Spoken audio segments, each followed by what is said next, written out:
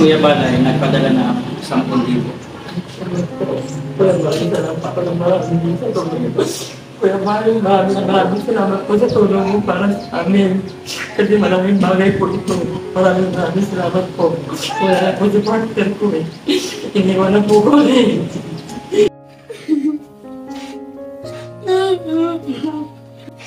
Tingnan mo, papa mo. Daddy mo, tingnan mo.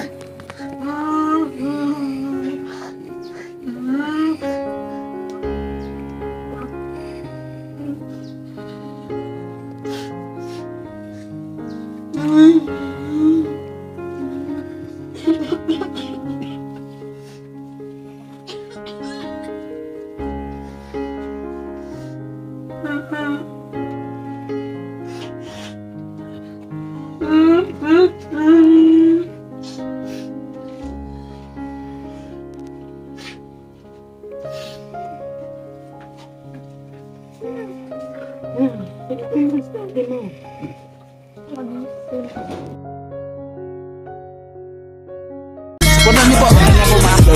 Rich Falcon. Pakisuporta po, Falcon TV. Subscribe po natin, Kuya Rich Falcon. Rich Falcon TV, napakasipag po. And maasahan po talaga. One call away din po. Kalingap partner.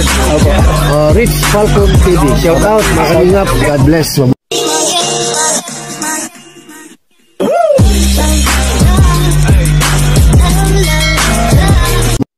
Yan isang mapagpalang araw po sa ating lahat mga kalingap. At medyo nakakalungkot na balita ang ating nabalitaan kahapon. Tungkol po dito kay Kuya Dennis Embo.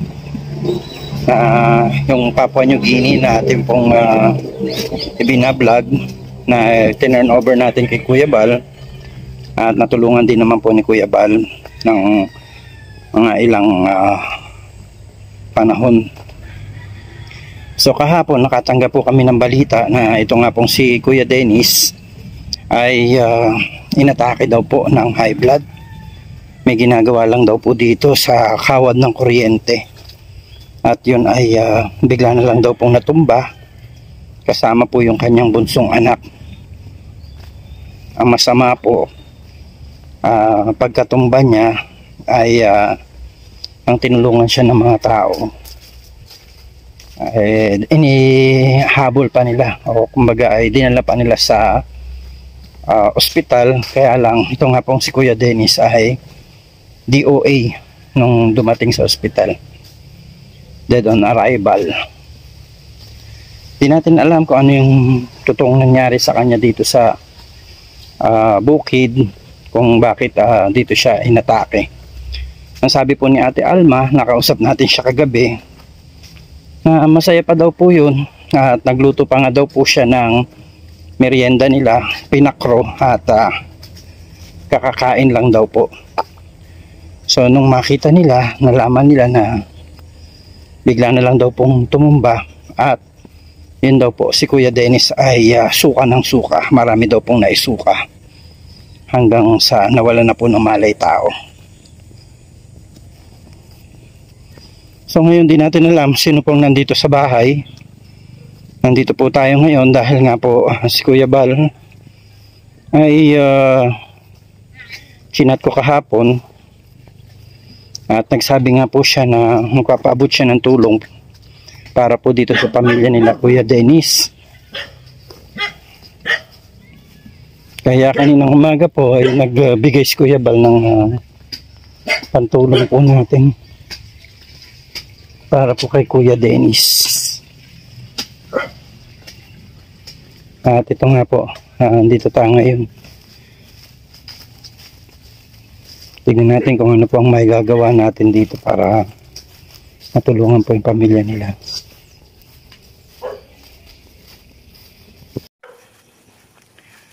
Yan, so malapit na po tayo.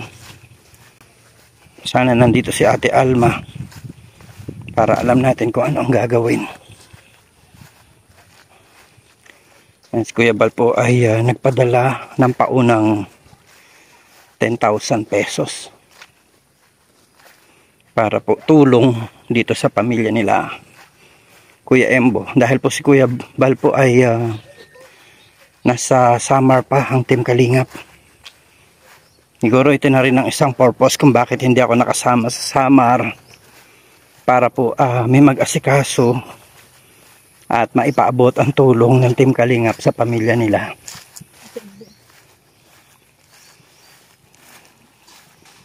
Embo! Ay, kumusta ka?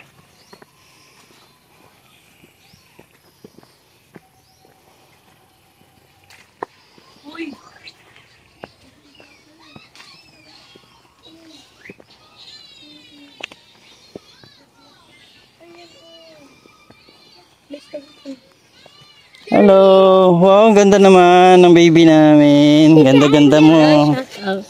Musta na ikaw? Liga ikaw? Parang galing. Ano si mama?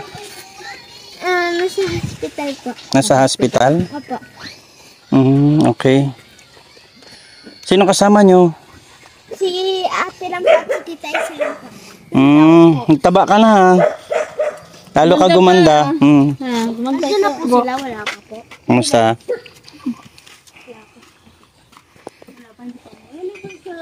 Alam mo ba kung ano nangyari?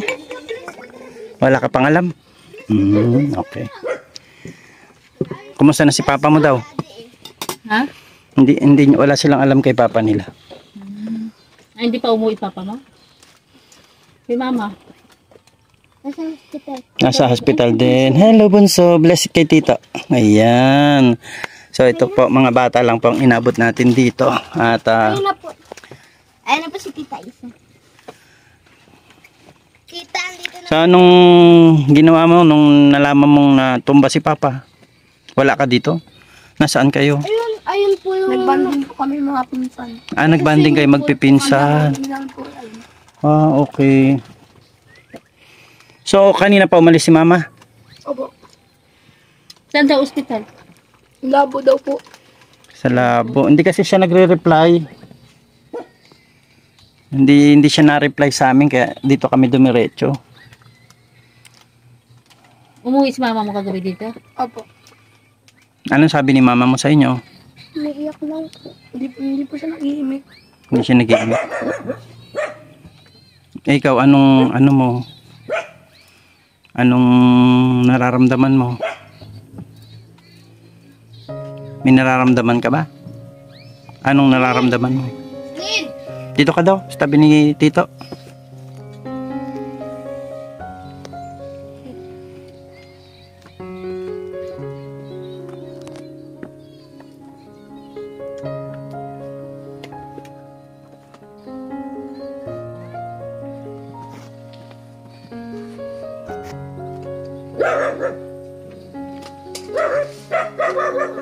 Nag-pray ka na ba? Para kay papa?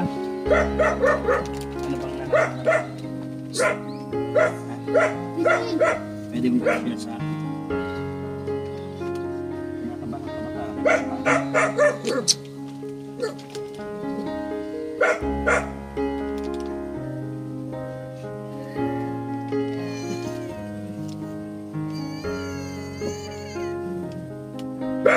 Hindi na naging tinatanong si mama. Ano lang siya sinasabi. So, ang uwi ni papa mo dito, hindi mo din alam. Ano bang nangyari? Ano bang balita mo na nangyari kay papa? Tumba daw po at nag-score. Tapos, Iyak na po sa hospital. tapos hindi mo kabalik. Anong oras na kayo nakauwi kahapon? 7 po. Hindi kasi ito namin ano. Malaking alam hanggang ngayon. Nangungumusta nga kami, kaya kami nagpunta dito. Akala namin nandito si mama mo dahil tumawag siya sa amin kagabi.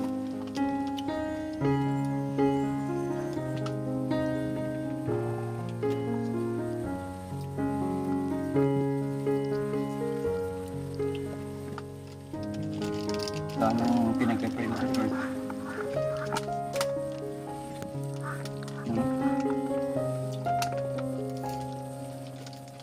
Ano pinag-pray mo?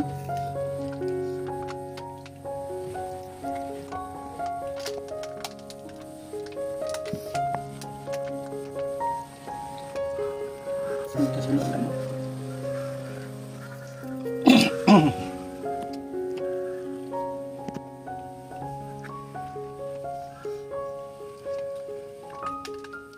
Tay. Tukod dun sa pusti nila. Dalawang tagalang niya. Pangalawa, di na. Bigla na lang siyang umupo. So ano pong... Tapos biglang natumba. Ang sa akin, baka napatama po yung litid niya sa likod o sa batok. Ay wala, nilalakad po yung death certificate ng ina. Ni Din para mailabas sa Wala po yatang alam ng mga bata. ospital. Hindi po yata alam ng mga bata. Oo. Wala po silang alam. Ano daw, yun mo? Hindi ko na madig. Mahina-hina na po ang Wala tainga daw ko. kung alam yung mga bata. Ay, alam po. Alam na, sinabi na nung ina. Sinabi na daw. Diyan, sa panganay. Ito ang sumunod. So wala na daw si Papa. Patay na daw. Wala, di pa nga nakikita. At ngayon daw ang dating nung patay nga. Si Dennis. Bakit biglang sa bagay ko hindi nagpapacheck up yung ama niyan Kaya ano?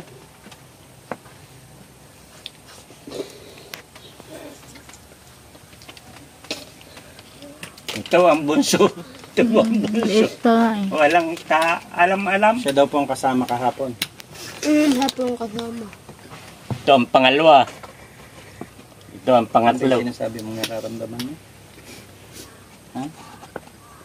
Wala pag hindi pa nilakad ni nung ina yung kwan, papilis, hindi mailabas yung ama niya sa hospital. Nasa hospital pa daw po ba? Kala ko nasa punerarya na. Sa kwan, kay Aligre, kagabi, kahapon.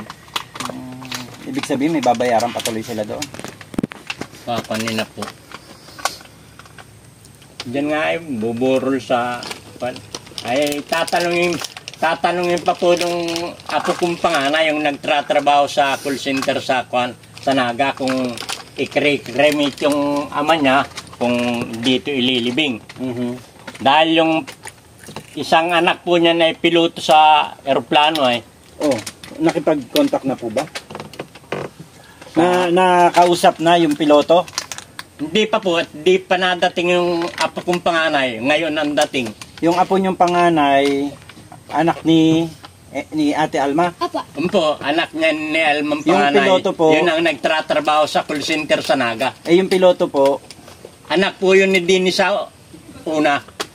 okay. Ayun na si Mama. Tatlo rin po, nahanap pala. Di po na kay tatay. Sa Tatlo bahay rin po ang kanya Tatlo rin ang anak nun sa una Pero yung isa, piloto talaga. Kaya kung tatay. nakausap nga yan, yung panganay saka ito, yung Nakausap mo tatlo. sila kuya niya? Ay malaya na. Mama! Inaabot ng kwan. Akala mo si mama mo, no? Uy, nahulog So ayan po mga kalingap. At ngayon lang po din nalaman pala nito mga bata na wala na yung tatay nila. Hindi ko po sana din sinasabi pero si lolo nila ang Sa plato ba sa kakutsara? nalaman na lang po nila sa lolo nila. So anong nararamdaman Ilagay mo sa mo plato. Dito na po tayo. Kwan na baga? Naatatado na yan. Bigyan mo sila. Sila ma'am. Hindi mo naisahan na ganito mangyayari kay papa mo? Anak, pahingin plato at makakuha ng... Ha? Hindi mo naisahan kasi dalawa. kumain pa daw kayo ng niluto ni mama mo. Yung pumarito po kayo dito anong buwan nun? Ano na po siguro yun? March. Mga March. March po. March ba yun? Oo, March kami. Kasi March ako dun sa hanggang March ako dun sa Gumaka. 3 sa una, 3 sa uli. Malayang kahapon pagkuha namin ng kawayan na ituto ko dun sa kurintil at pinagang kuha po nung naroon dun sa gitna at sinusunggit ng ransas nung pinsang ko. Ay kaya naglawit ang kwan, ang kurinti. Ay baka daw makadali.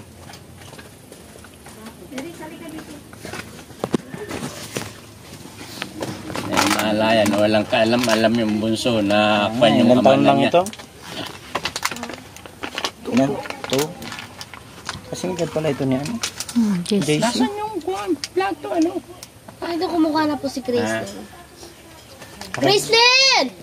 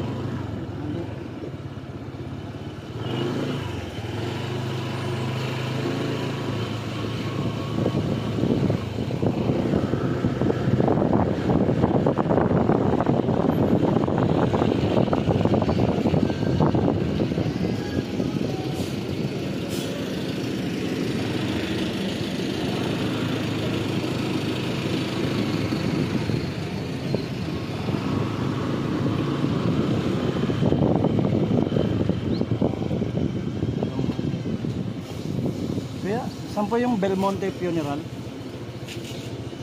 Ito pong way na to. Sa may kanto.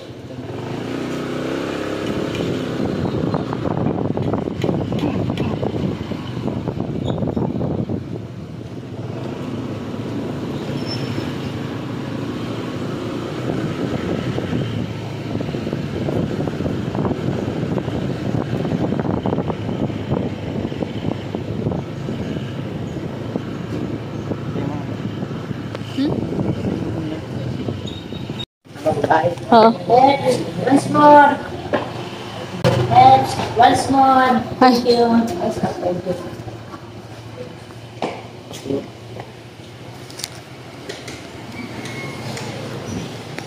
Tuwag sa punerarya.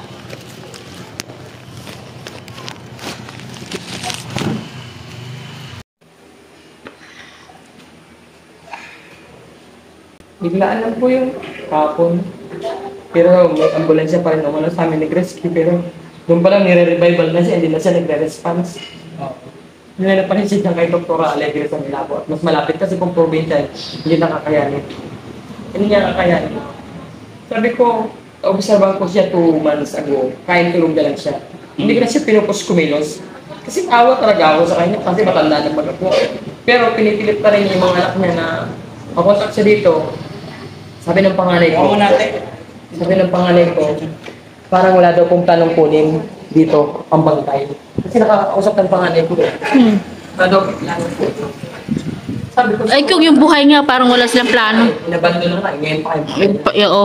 Sabi ko, kaya natin, kung ako natin, nandito na yan. Oo. Eh, sabi ko, dyan natin ipalibig sa... So, ibig sabihin, contact nyo na yung pamilya niya? Opo, yung pinakabunso daw po. Pero walang sabi na uuwi. Oo. Wala sinabi na uuwi. Sabi ko, hindi na natin pwedeng patagalin. Wala rin silang sinabi na anong plano nila? Wala po. Kasi ang katiwiran po, may pamilya daw dito eh. Gano'n? Eh, pamilya rin naman sila. Parang ikaw po matakran ka nila. Ikaw po naghanap ka ng ibang pamilya. Doon lang Yan tayo. yung pamilya mo. Parang iba sila. Ibang culture nila doon. So, ikaw, anong plano mo ngayon? Dito lang. Dito sa amin. Dito ka? Sa amin. Malapit lang dito sa cemetery ko namin siya. Ayun, parang nagdadalaw-dalaw din namin siya.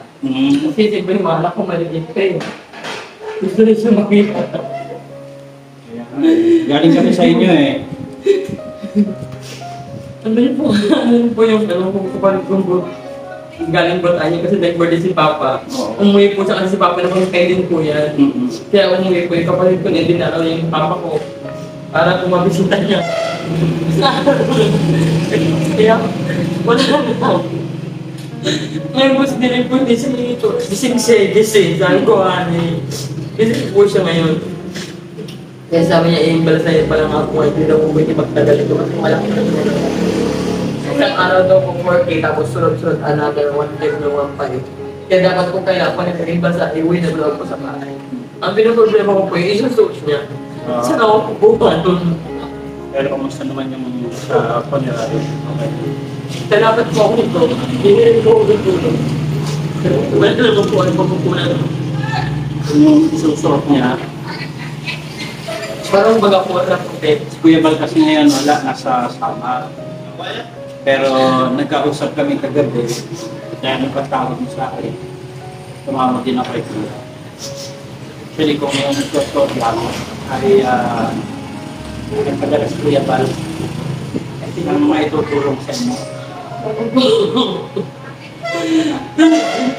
Ang Diyos ay mabuti ate. Kahit dumating man kayo sa ganitong sitwasyon ngayon, ay alam ko na hindi kayo pababayaan ng Panginoon. Mayroong inilalaan na kaya huwag kang problema dahil Kuya Balay nagpadala na 10,000. Kuya Maring, salamat ako ng maraming. Kuya Maring, maraming salamat po sa tulong mo para sa amin. Kasi maraming bagay po ito. Maraming salamat po. Wala po si partner ko eh. Iniwan na po ko eh. Ano pa naman sana ni Kuya Bal na pumunta dito na silipin niya pagkagaling niya ng Samar dahil nga parang ano kanya ayun, so nagulat din siya nung pagsabi ko sa kanya kanina kagabi na wala na nag-respond siya. Hindi ko na po yung pinagpupustahan dahil na siya. Lagi na siya nakakaitulog daw ko. What is the problem? Tell me. Hindi na po siya naimik. Kasi po siguro inaasahan niya po talaga yung promise niya. Natutulungan niya siya. Makakabalik. Ang sabi niya, I miss my country. I miss my country. Sabi niya po gano'n. Sabi ko, no choice kasi maybe some transaction to. Kaya nga, sabi ko sa akin. Ang ano naman natin, kaya natin pinasa kay Kuya Bal. Kasi mas may kakayahan si Kuya Bal na matulungan nga si Kuya Dennis na maibalik. Kasi natutuwa na po siya dahil pumunta, di ba, lagi hanggang tayo nga ngiti niya, nakita po kayo at nagsabi niya na need to help.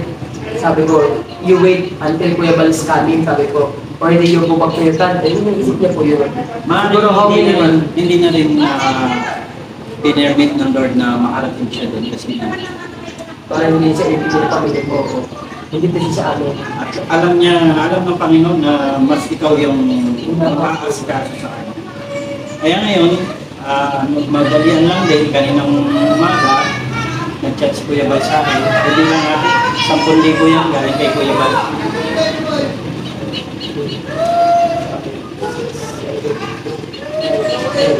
Thank you po Kuya Bal. Salamat po Kuya Bal sa 10,000 na tanggap po galing po sa iyo na inabot sa akin ni Kuya Rin Talpon. May pambili ka na ng gano'n.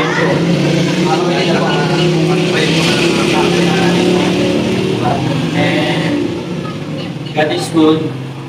Si Lord ang mag-ano niya kung paano kayo kung makakatulong pa ng mga kalingap sa nangyari kay Kuya Dennis. And ano naman ngayon ang nakikita mo sa mga susunod na araw, pagkatapos nito, yung mga bata, ikaw, di ba parang mas mahirap sa'yo ngayon? Kaya po kung nakikinig mo sa bahay. Gusto mo po ano po, lipat mo lang yung tirahan para po hibsan po yung sakit na mararamdaman po. Yung po ang magsasana tayo. Malipat ka ng pangtirahan. Lipat po yung basta naman yung pagkakabalan ko. Para hindi ko po maisip si partner ko. Sige po ay, hindi ko kakayanin. Isip ko mga alam, hindi ko kakayanin. Ilang taon din kayo nagsama? 11 years po. Diyan ako nagtagal, 11 years. Pinagtagalan ko na wala nagpadala sa inyo. Yung pong binigay kong pangalit mo ni pinamot ko ni ano po yung tulong sa akin. Ano po, sinasama ko na po ng Bananakyo Baruya po. Sis Ermagalo. Opo, kayo. Ate, Sis Ermagalo, shout out. Yung po yun, okay na po na i-improve po yung ano. Lagi po ako may rami po ako sa akin sa bahay. Pag may hinim po rin, lagi ako naglalakad. Kasi kung gusto ko i-continue, kasi alam mo si partner ko, wala na yung pag-asa. Papadala siya ng side niya. Kaya yun ang po yung ginagawa ko ngayon. Kasi po ngayon nangyari sa kanya, expert po yung business ko. Wala po ako kung ano. Kahit gusto Alam yun. ko na ako kasi ganito pinalo ko. Tatlo yung anak kong iniwan niya. Tapos ganito po. Magpapatagal ko sabi ko. Nandiyan mo. Wala pa bang ibang mga nakatulong? Wala ako, first time pa lang po si Kuya Val. Ito pa lang po, inalatanggap ko na yun. Kasi ganyan tinatanong nga po kami ng kabaho kung magkano. Sabi ko, hindi ko po kaya yung presyo ng kasi wala nga po kami kakayanan ng mga bayan ng kabaho. Pinakapili nga po kami sa baba. Kasi after po na naibalsa daw po si partner ko, kailangan daw po ilagay sa kabaho at iuwi na sa bahay. So sabi ko, hindi ko po kakayanan yung amount ko ng kabaho kung magkano yung presyo nila dito. Sa Santa Cruz. Yun nga po, gusto pa hindi ko po ako mga pag-design kung gusto ko. Kasi po, wala po akong, ano ba? Hindi ko po alam. Hindi ka pa naging Depende daw po sa ano na magkuha ko lang po sa upa. Hindi daw po ang kanya ng pinakamura.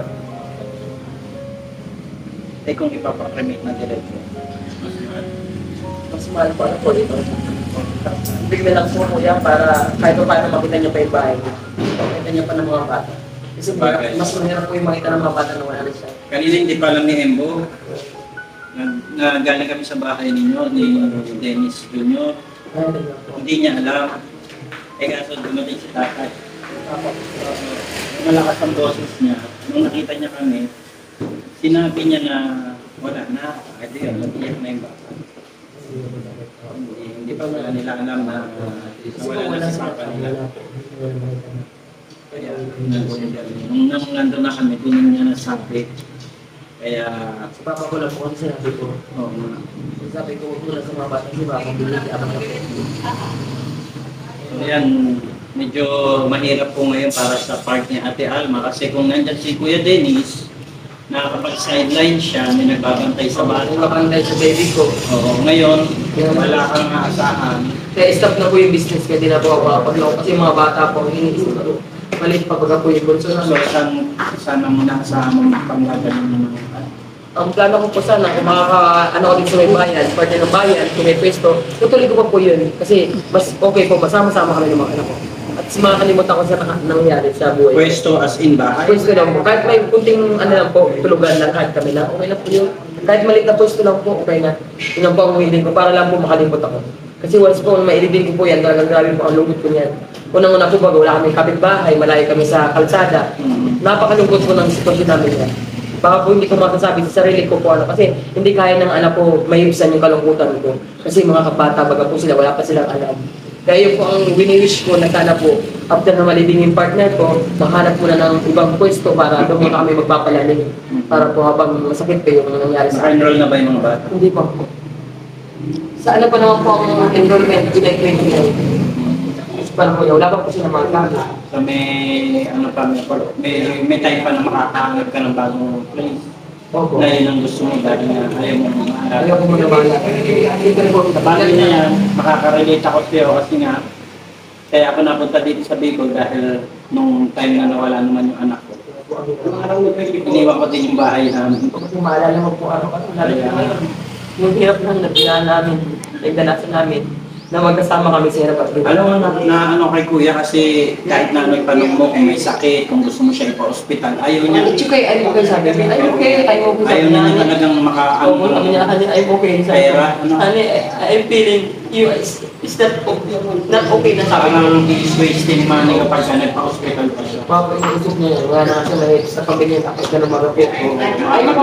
Parang feeling niya makakabigat pa siya. So, tiniis niya yung nararamdaman niya, no? Tiniis niya yung nararamdaman niya. Alam niya sa sarili niya. Kasi tayo, alam natin pagka mayroong mga hindi na ano, sa functional sa mga ano natin, sa katawan natin. Siguro siya dahil nga alam niya na wala na siya masyadong ambag, ay tiniis na lang niya yung nararamdaman niya para ano, hindi na makabigat, no? Nakakalimutan man pong isipin, pero wala na po tayong magagawa. Andiyan na po siya. Hindi na natin na ibabalik yung mga ilang araw na nabubuhay pa siya. Kaya po, sabi ko lang, okay, kung hindi ka lang ano yung pamilya mo, nandito kami para ilagay ka sa mabuti yung ano, pili ko na rin mo tapos sana. Hindi lang po sa malapit, sabi ko, para hindi na rin lumalo. Pero yun lang po ang gusto kong mangyari sana, i-wish ko na sana, after na mailibing siya, ayaw ko muna mag-stay sa amin. Gusto ko muna po kahit makamog dito sa labo o kahit sa area dahil basta meron po lang space na ismo lang na ano para makalimag kampo ako. Kasi ang sakit ko talaga niyan pag once na ina-elving siya. Malungkot tapos madilim yung pangyayari na madilim yung paligid namin, walang kuryente sa mga dadaanan. Puro kasi talaga madilim. Kaya po, ang hirap po doon, parang hindi ako makakatulog sa gabi. Mag-iisip ako na mag-iisip eh. So, Ate Alma, no, in behalf of Team Kalingap, in behalf of Kuya Bal, Ate Hena ng Kalingap, kami po ay nakikiramay no, sa nangyari kay Kuya Dennis. Bagamat nalulungkot din ako dahil hindi natin na-fulfill yung ating plano na sana ay makarating si Kuya Dennis sa Papua New Guinea para maayos yung mga dapat niyang ayusin. Hindi man nangyari yon, pero iba kasi ang paraan ng Diyos. Iba ang will ng Lord sa will natin. Hindi natin alam kung ano possible na mangyari sa kanya doon. Baka kung saan din siya inabot, hindi niyo naman siya makikita. Di ba? So, mas mahirap para sa inyong bumiyahe. Para puntahan siya doon kung doon naman siya inabot. Sa tingin mo. Tama po, hindi Diba? tayo makakabanta. So, at least, mas maganda pa rin na dito siya sa'yo, nakikita mo siya dyan, at alam mo kung saan mo siya ilalagay. Hindi magtatanong ang isip mo na ano kaya ang nangyari sa kanya, saan kaya siya inilagay, inasikaso kaya siya, yung mga ganon, di ba? So, baka yun na rin ang pinili niya rin.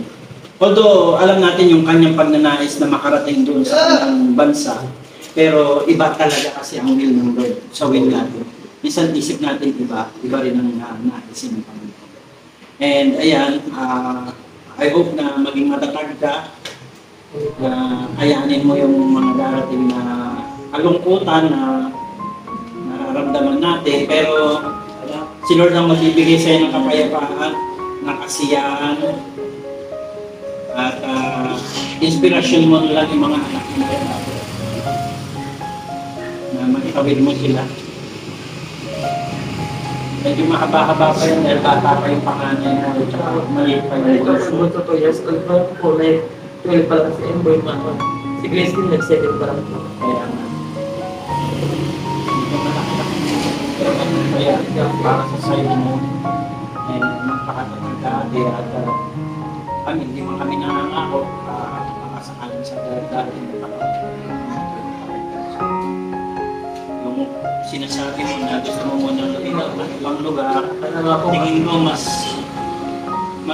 pagdating ni Kuya Bal, mas meron siyang kakayahan na magsabi kung saan ngayon. Pero siguro ay pangawakan lang muna tayo sa pangako ng Panginoon, hindi mo tayo pababayaan, hindi na tayo iwan. Nangyari man yung mga ganitong bagay, tanggapin na lang natin na ito yung kagustuhan ng Panginoon. Tsaka, hindi mo na makikita ang mahihirapan ng asawa mo. Kasi mas mahirap yan kung inalagaan mo pa talaga ng gusto sa ospital. Hirap kalooban, hirap ng bulsa, hirap lang pati ang isip.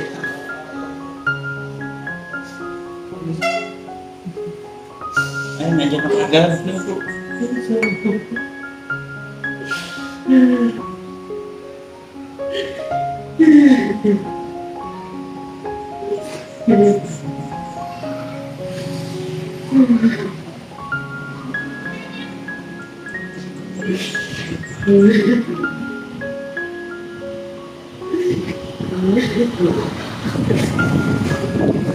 Tanggap po po ang hirap ng buhay, basta magkasama lang kami sabi ko. Tanggap po naman kahit may hirap basta magkasama kami kasi kung naman po magkasama namin dalawa na iiwan ako sa magsubukan ako pag ako yung maalis. Pag maalis ako sa school, nandun siya sa bahay, uwiyak pa na siya sa bahay. Ngayon po wala na.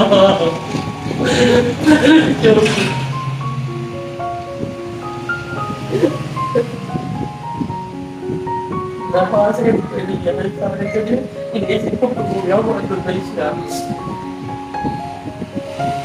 Ano naman pa yung oras ko, ano ba naman siya? Ngayon sabi ko wala nang gagawa siya. Pero kung hirap ko, isa ko pa paano mag-umpisa doon. Kasi bago bukas na hanap yun. Walang hirap po, malilit pa yung mga akwet. sana po matulungan po ako na muna ka ng ibang lugar para hindi ko po muna. Kasi napakasakit po talaga. Kapag dyan lang guys, hindi. Kala mo pag malakas pa lang sa gabi. Napakalungkot. Pag malakas pa lang po, tapos nagbabaranout pa. Napakalungkot po talaga.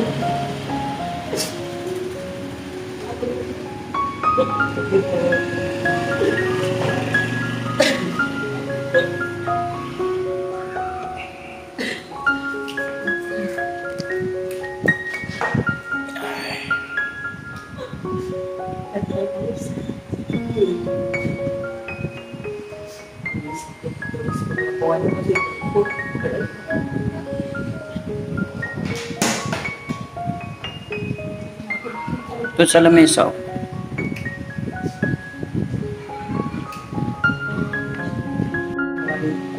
Sige po. Kuya Bal, maraming salamat po sa tulong po na ipinabot mo po kay Kuya Rich Falcon para po makaking dito sa akin sa buhay ko. Maraming salamat po, God bless. Ingat po kayo palagi. Ayan. So nasa summer pa kasi sila. Hindi ko pa alam kung kailan ang balik nila pero on the spot pagkasabi natin kay Kuya Bal gabi na kagabi kaya kaninang umaga niya yan ipinadala. Bali 10,000 pesos para po tulong niya kay Brother Dennis at sa inyo pong pamilya. Thank you po. Thank you very much po, Kuya Bal. Kuya Bal Santos.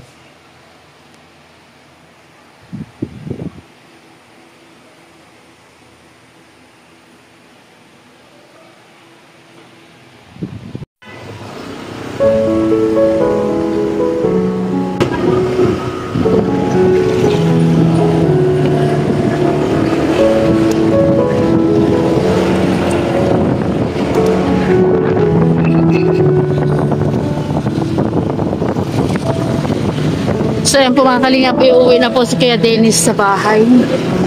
Ayan. Sakay-sakay po siya na Iman ay L3.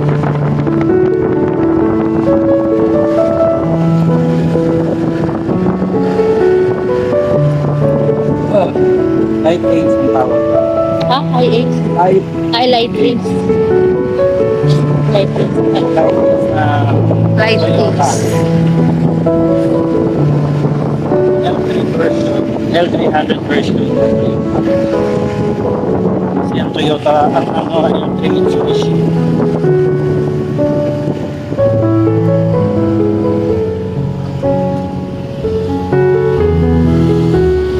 Tayo na mauna.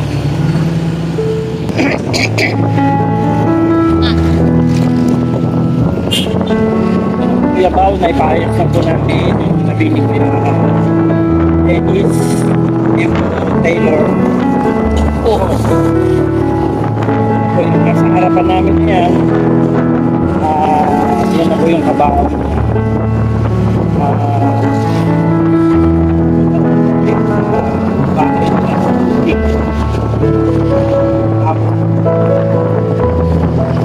Punta sa ano? Anak niya Ate Alman na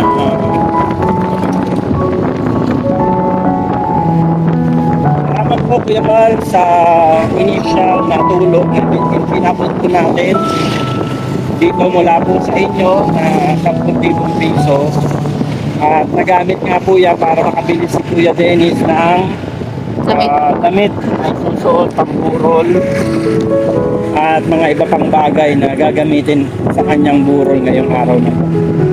So 4 days lang po ang allowed na burol. Pagka lumagpas ng 4 days ay mayroon na po yung additional 3,500 per day.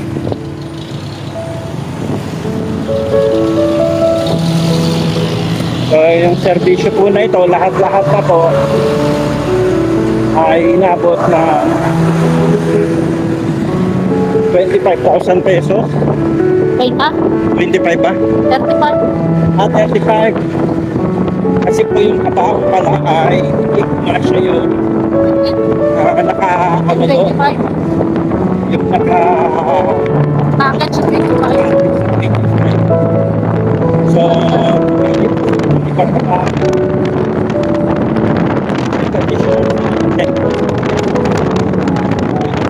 ay 35,000 pesos. At alamin natin kung magkano rin ang gagastusin sa pagpapalibing sa simbahan.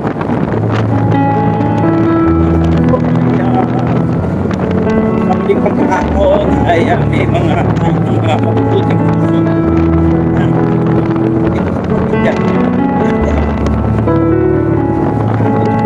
kitap natin at ikuyaban ang si National Kuya Epo Dennis Taylor.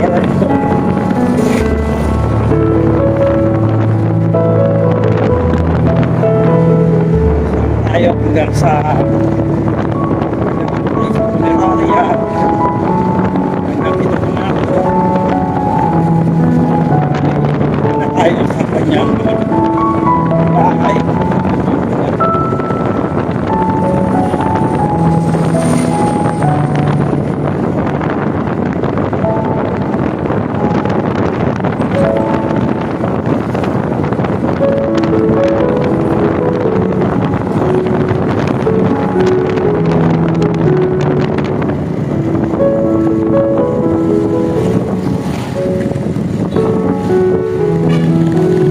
Okay na.